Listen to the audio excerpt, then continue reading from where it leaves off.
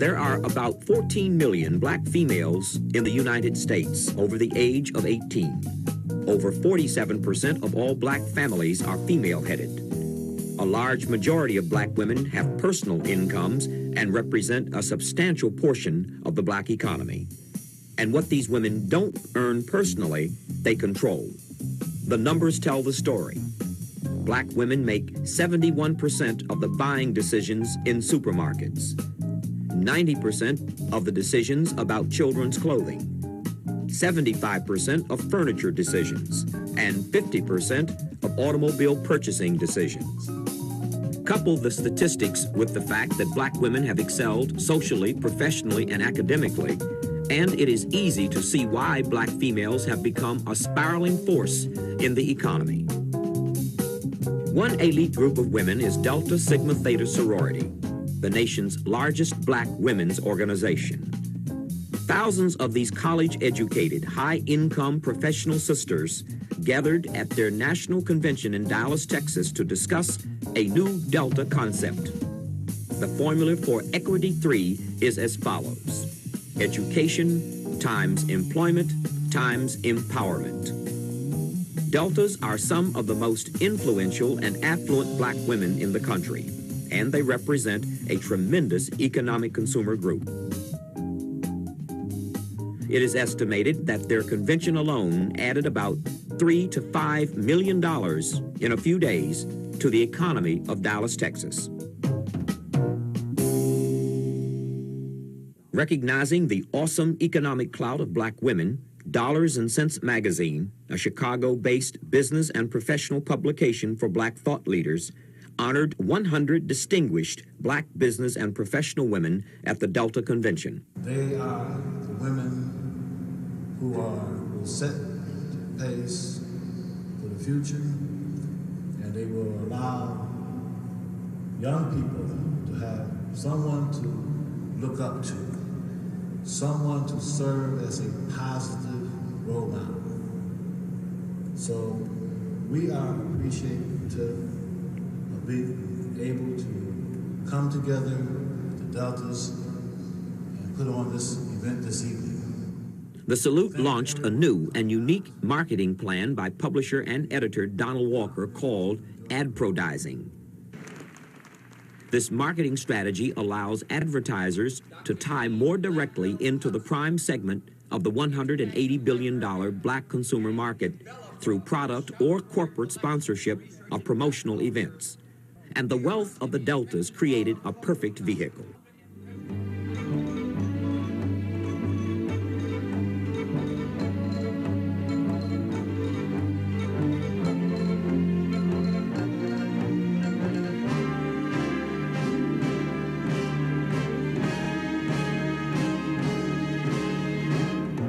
The 100 black honorees came from all walks of life: advertising, arts, culture, civil, human rights, community, social service, corporate America, education, retail cosmetics, medicine, labor, law enforcement, media, politics, religion, technology, and finance.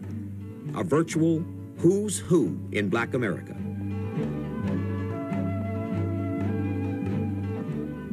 All of these women excel in their professions and are among the most powerful black women in the country.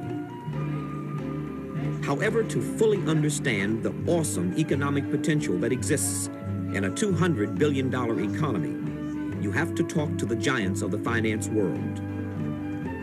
The general consensus is that economic development in the black community is dependent on blacks supporting black business enterprise. I think it's very important that the black community, the black American community, support black business. Unfortunately, we do not support it like we should. But One major business power broker is Ernesta Procope, President and Chief Executive Officer of the nation's largest black-owned insurance brokerage firm, E.G. Bowman Company in New York. She is also a board member of Avon Products Company. I think that they should have an all-out campaign, and the topic of it should be supporting black business.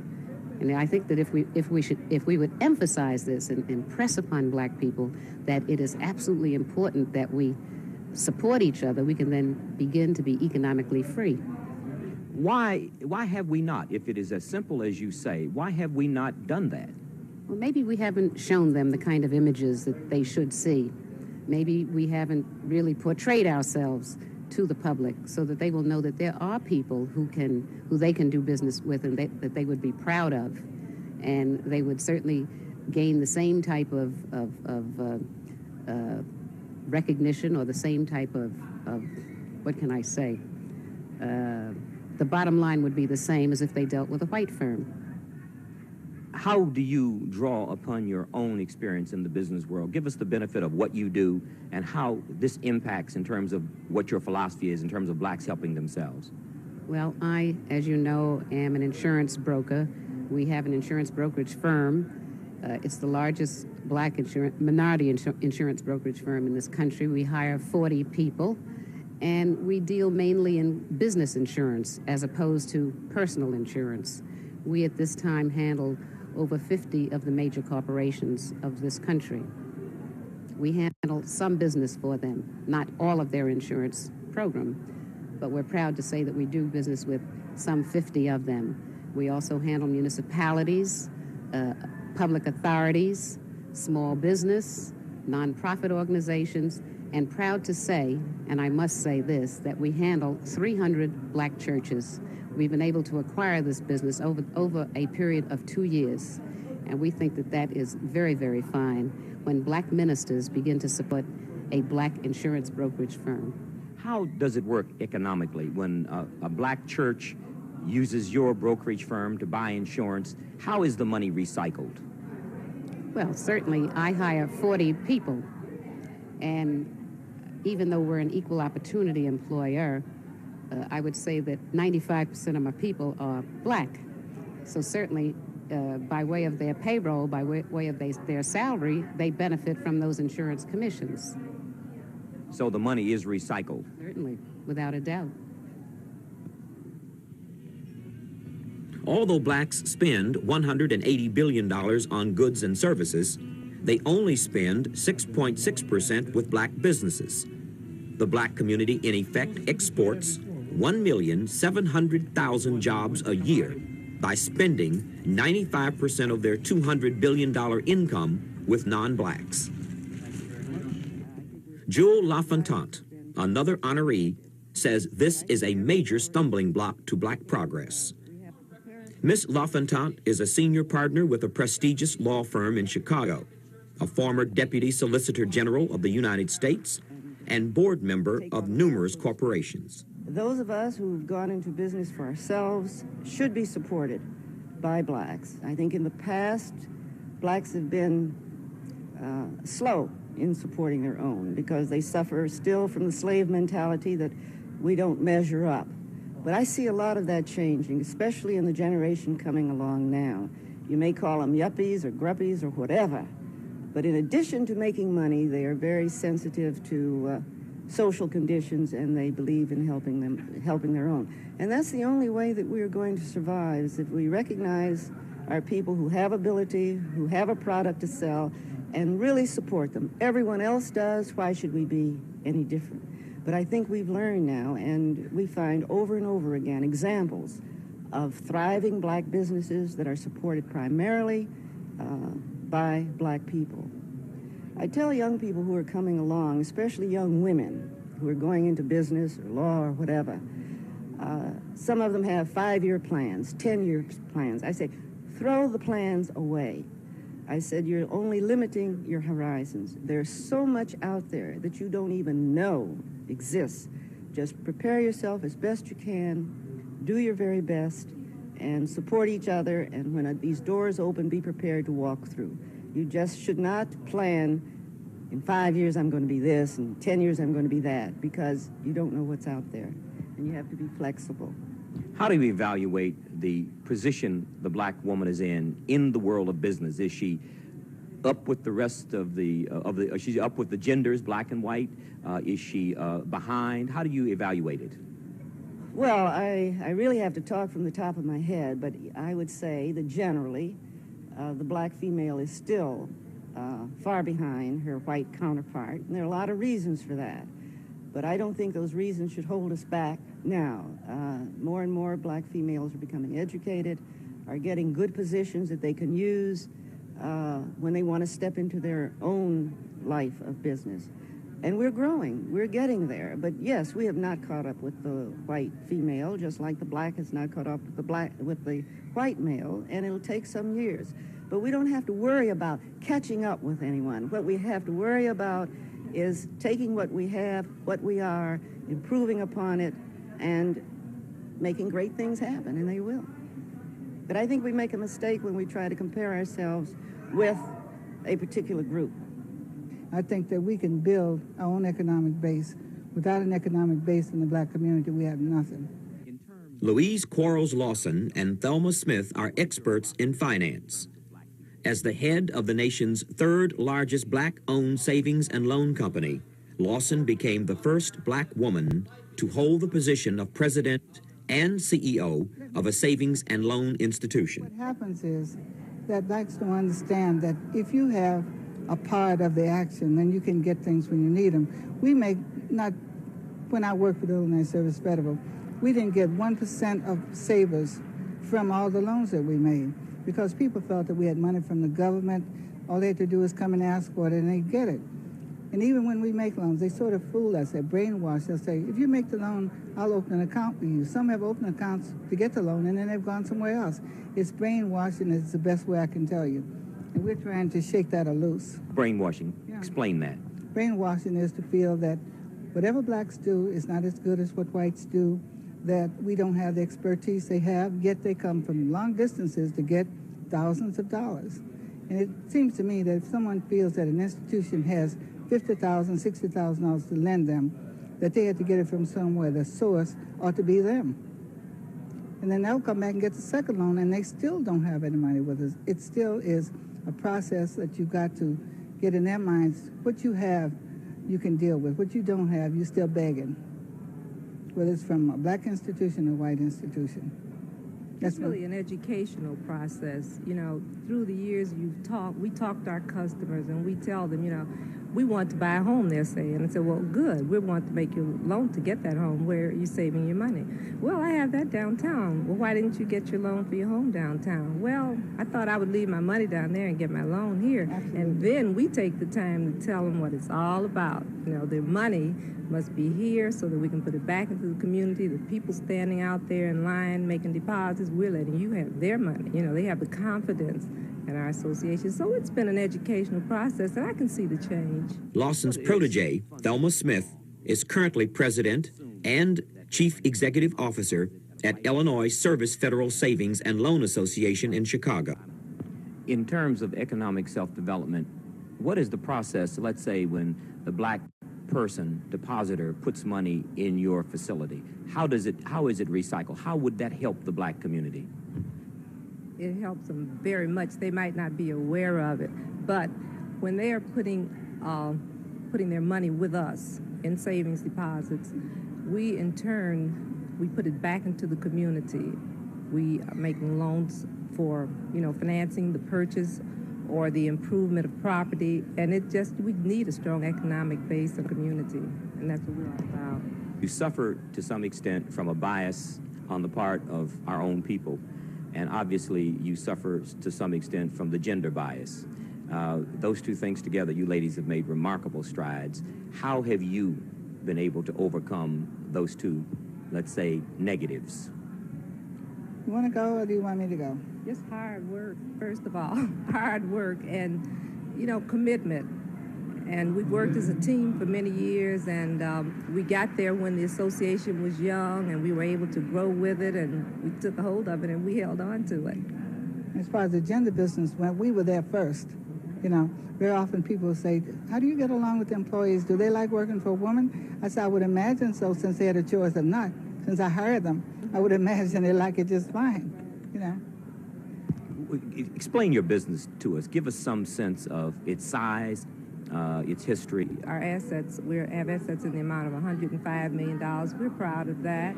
And we celebrated our 50th anniversary last July. It's a financial institution, Savings and Loan Association, started by a group of black men with great foresight. They saw a need for a strong economic base in the community. They got together and started. What we do is we receive savings, and it's then funneled back into the community in the form of mortgage loans. And we're doing a great job in our community. We're proud. And we've worked together for 30-something years. That's a long time. Oh, sure is. We still get along. We're still friends. Another thing we do is train young black people in the field of finance. And they've gone on to big institutions and other jobs, and we feel proud about that. After default, high unemployment, and a spiritual and financial depression, Cleveland's economic downturn has been turned around. Many in the city's power structure believe this black woman is partly responsible for Cleveland's new vitality. She is Sarah Short Austin, Executive Director of the Greater Cleveland Roundtable, a collection of the city's top civic, religious, and economic leaders. Called gutsy, dynamic, and hardworking, Ms. Austin brings to her position a wealth of experience in urban and economic affairs. She is considered by some to be in one of the most powerful positions of its kind in the country. What we are focusing on today is very serious business. Indeed, it is the business of Cleveland area businesses. It is the business of how we can make Cleveland business once again that robust engine that drove our city to greatness. Businesses owned by minorities are an important sector of Greater Cleveland. Economic good health can be a vital factor in the revitalization of the metropolitan Cleveland area. Minority-owned businesses pump a considerable sum of dollars into the Cleveland region. According to the most recent statistics, 1977, they had a gross sale of $194 million. They provide jobs for an estimated 40,000 local citizens. Because so many of them are concentrated in the central city, the 4,200 businesses controlled by minorities offer a financial flooring for the most economically hard-pressed section of the region. Minority businesses operate primarily in the economic sector that is critical to the revival of the metropolitan area, namely the service industry. I can think of no single effort that is more important to restoring the economic vitality to our regions than the goals we've set in the new economic partnership of the Roundtable. We launched our effort with the simple statement that equal economic opportunity is good for business, it's good for Cleveland, and it's good for the nation. For Cleveland specifically, it means an opportunity to increase the diversity of our economic base, to create local businesses, to reduce citizens' dependence on public expenditures, and to improve racial and ethnic harmony in our community. Entrepreneurs are the foundation of a thriving capitalist system. Marilyn French Hubbard falls into that category as the president and CEO of Marilyn Hubbard Seminars and founder of Black Women Entrepreneurs. We're founded in 1970, and we have a little bit over 5,000 members nationwide. And the reason we founded the National Association for Black Women Entrepreneurs was to help women who wanted to create businesses and ventures for themselves. We found out that there were a lot of professional organizations. Many of our members, like myself, had been through some of the finest business schools, but in being in business school, you learn how to run someone else's business and not necessarily your own. And so what we needed was some support. I mean, it's like, so I will not have to reinvent the wheel. You know, what can I do and how can I do this? And what we found was that one of the best things that we could do was talk with other black women who had done it. Many of us were in business. We were not getting the contracts or, say, the contacts that we needed. We didn't know if it was because of ageism, racism, sexism, or just that we did not have the business savvy. So what we've done through our networking organization, I would say networking is the key. And this is something that many of us have had an opportunity to observe, say, looking at the big boys do business. And we have found that major corporations will only do business with you if it makes good business sense to do so, not because it's of social relevance or anything. Many of us, say, have had opportunities because of visibility that black women get to do a lot of things, say, interacting with different people. So we thought what we wanted to do through our network was to bring people together, black women entrepreneurs, that could share these experiences.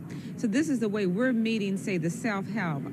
We believe in making success happen. We don't believe that success happens to you. We believe that you have to make it happen. So the programs that we do through Black Women Entrepreneurs deal with financing, deal with management, deal with technical assistance. And so what we do is equip our members with the skills and the resources to enable them to be able to take care of opportunities as they arise.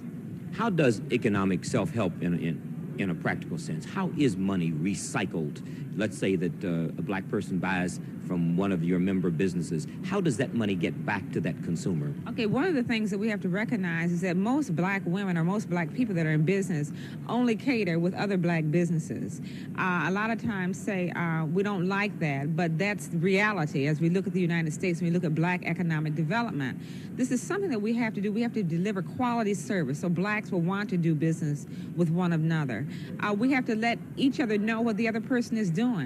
We have really, through Black Women Entrepreneurs, it's just been just phenomenal. Say the sisterhood and looking at it as women and also as blacks, looking at that we have to help one another. There's been a lot of joint ventures. One of the things that has helped, like say there may be a woman in Memphis, there may be a woman in Chicago, a woman in Detroit with a small PR firm. None of them can get anything because they cannot bid on anything of substance, but coming together and doing joint ventures and being able to, bid on projects that amount to something, and say getting rid of the egos as to whose name is going to be, and just look at the money that's flowing into the business and subsequently through their pockets.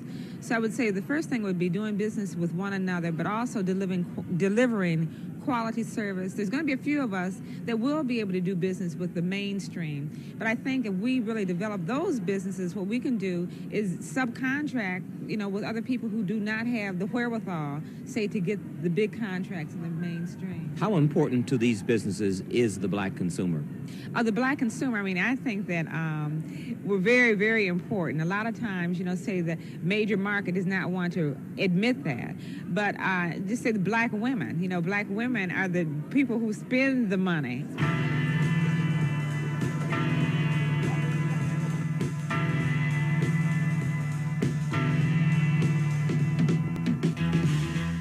Black women are overconsumers, you might say.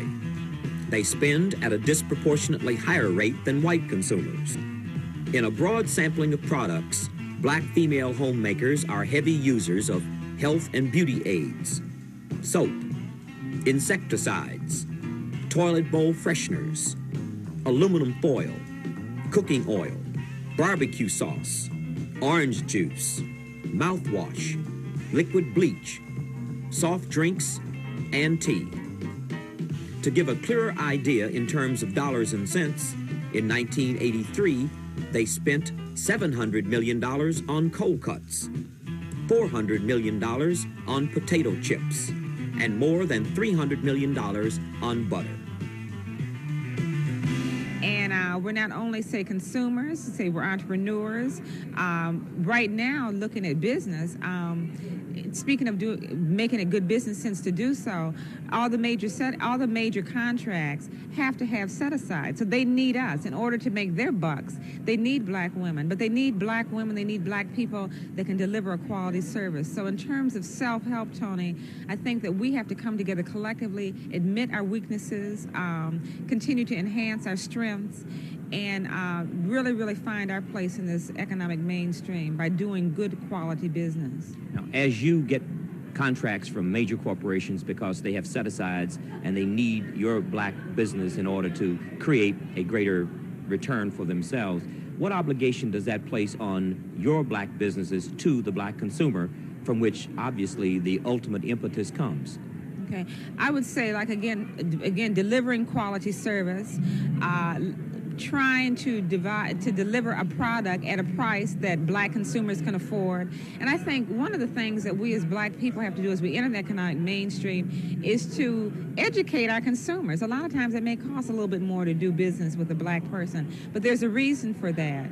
So I think as we as entrepreneurs and as consumers, we have to work hand in hand. We have to deliver a quality service, and they have to support our businesses by buying our services and products. And say collectively, that's one of the things that black women entrepreneurs has really been instrumental in doing, is getting contracts as a collective force. None of us, say, as a single business can do some of the things or accomplish some of the things that we have, but collectively we can go to major corporations and say, here's an entity of black women entrepreneurs that are qualified and certified, that have goods and services that you buy. Now do business with us. This question doesn't necessarily relate to black women in business, but it relates to black people in business. And I've had two primary objections from black consumers to black businesses. A, that black businesses overcharge. B, black businesses frequently are not courteous. What can black businesses do about that? That's where my business comes into play. The name of my business is Marilyn Hubbard Seminars, and that's what we specialize in, is customer relations and sales training. And people are our business, and we do have to deliver a quality service. We do have to be courteous. But I think, too, we have to understand black businesses are under stress. You know, the consumer comes in wanting a good project, but they don't know that the black business is wondering, is the phone going to be on, you know, in 5 minutes? But what we have to do is to train our people. Tony Brown Productions produces this program and is solely responsible for its content.